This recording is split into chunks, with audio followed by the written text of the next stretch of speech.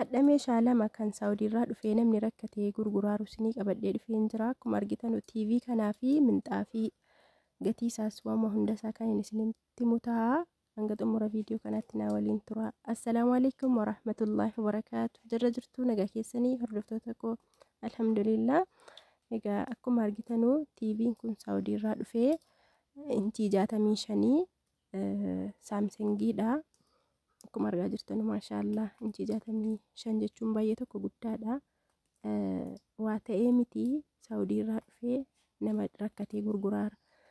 Osoo haasofnu meeshaa baay'ee jira jechuudha kan namoonni biyya alaatii fidanii yookiin immoo biyyuma keessaa bitanii yookiin deebi'anii deemuu jedhanii yookiin immoo wama tokkoof rakkatanii kan gurguran jechuudha. Namoonni meeshaa akkasii barbaadan keessaa na dubbisaa inshaallah. Akkasii ka hadha TV kanaa fi minxaafii saawudiidhaa dhufe.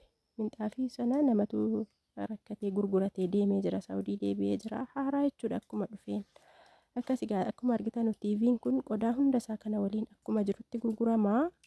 TV standii isaatii waliin dippaasii akkasuma diishii waa baay'ee wajjin gurgurama. Inchii 65 qarshiin isaa 60 qodaa isaa guutuu wajjin jechuudha. Akkasii akkuma argitan minxaafiin kunis baay'ee tokko bareedaadha, jabaadha. Duudi isaa isa minxaafii isa lallaafaa biyya keenya Turkiidhaa galu sanaa miti.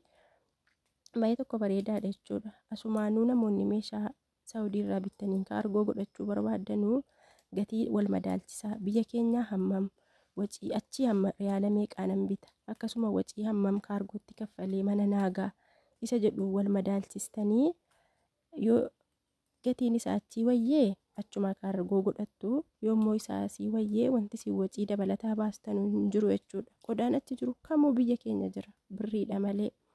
Akkasii akkuma argitan minxaafiin kun maashaallah meetirri isaa garaansaa dheerinni isaa meetira 4 garaansaa meetira 2. Namoonni barbaadan egaa minxaafii kanallee bitachuu dandeessu. Keessaan na dubbisaa maashaallah baay'ee tokko bareedaadha. Meeshaa baay'ee jira kan namni rakkatee gurguru jechuudha. Firiijii akkuma argitan amma TV meeshaalee mana keessaa wantoota baay'eedha kan namni gurguratu. Amma abbaan minxaafii kanaa dubartiidha, saawudiidhaa fiddee dhuftee deebitee deemuu jettee haaraa isaa jechuudha. Waa tokko ittiin fayyadamiin gurgurtee akkasuma birdi libsiin illee jira. Namoonni barbaadan egaa inshaallah keessaan na dubbistanii argachuu dandeessu. Lakkoofsa asirra jiruun inshaallah.